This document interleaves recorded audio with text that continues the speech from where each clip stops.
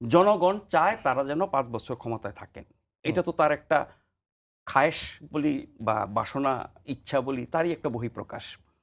তার আগে আমরা এনসিপির এক নেতার মুখে শুনলাম ডক্টর ইউনূসকে ৫ বছর ক্ষমতায় রাখতে।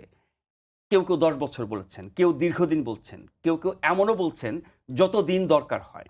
তার মানে ডক্টর ইউনূসের ব্যাপারে এই বক্তব্যগুলোর অর্থ হচ্ছে এরকম, আমরা যখন কোনো একজন নেতা, নেত্রী বা সরকার প্রধানকে আপনার তোষামত করতে থাকি, তেল মারতে থাকি, তাকে মহান থেকে মহানতর বানানোর চেষ্টা করি, তিনি যেটুকু তার চেয়ে অনেক বেশি করে বলার চেষ্টা করি, মানে তেলবাজি করি, সেরকম তেলবাজি শুরু হয়েছে না ডক্টর ইউনূসকে নিয়ে?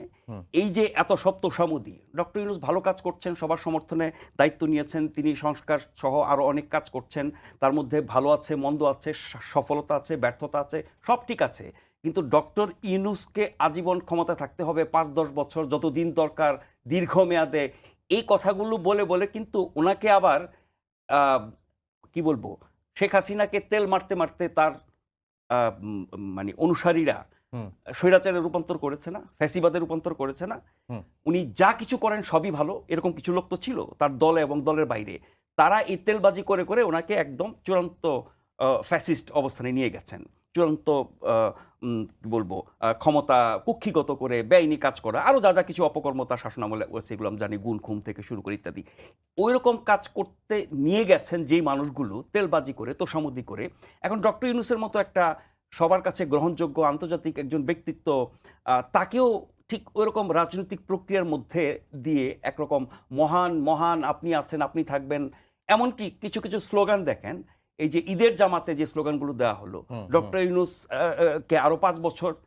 শুধু তাই না, শেখ হাসিনার সময় যে বাক্যটি আমরা প্রায়ই শুনতাম, যে স্লোগানটি, শেখ হাসিনা সরকার বারবার দরকার, ওখানে ওই স্লোগানও দেওয়া হচ্ছে, ডক্টর ইউনূসের সরকার বারবার দরকার। তার মানে হচ্ছে এই যে নোংরা, পূর্ণ, নিকৃষ্ট, ক্ষতিকর রাজনীতি, সেই রাজনীতির কবলে ডক্টর ইউনূসকে ফেলে দেওয়া হচ্ছে কিনা। এখন আপনি বলতে পারেন ডক্টর ইউনূস তো তার জায়গায় ঠিক আছে, উনি বলছেন ডিসেম্বর না হয় জুন, অন্যেরা যাই বলুক না কেন, তার আশেপাশের লোকজন যখন এগুলো বলেন এবং তার বিপরীতে আমরা জানি না ওনার অফিস থেকে কোনো প্রতিবাদ কখনো আমরা দেখেছি কিনা। আরেকটা কথা বলে শেষ করি, ওনার প্রেস উইং থেকে ওনার যিনি প্রেস সচিব, তিনি এই ধরনের বক্তব্যগুলো আপনি ওনার ফেসবুক অ্যাকাউন্টে গেলে দেখবেন, উনি এগুলো শেয়ার করছেন, উনি এগুলো প্রমোট করছেন, উনি এগুলোকে উৎসাহিত করছেন। তার মানে কি, ডক্টর ইউনূসের উপদেষ্টা, ডক্টর ইউনূসের প্রেস অফিস, ডক্টর ইউনূস সমর্থিত এনসিপির লোকজন এবং আরও যারা শুভাকাঙ্ক্ষী আছেন, তারা যখন তাকে এইভাবে তেল মারতে মারতে তাকে স্থায়ীভাবে ক্ষমতায় রাখতে চায় বিনা নির্বাচনে, সেটি উনি জানেন নিশ্চয়ই। তো ওনার জায়গা থেকে আমার মনে হয় তার একটা ব্যাখ্যা দেওয়া উচিত যে, যে যাই বলুক না কেন, আমি সংস্কার শেষে সবার ঐক্যমতের ভিত্তিতে নির্বাচন দিয়ে সরে যাব, এরকম একটি বাক্য আসলে পরে বিএনপির যে উদ্বেগের জায়গাটি আমার মনে হয় সেটি দূর হবে।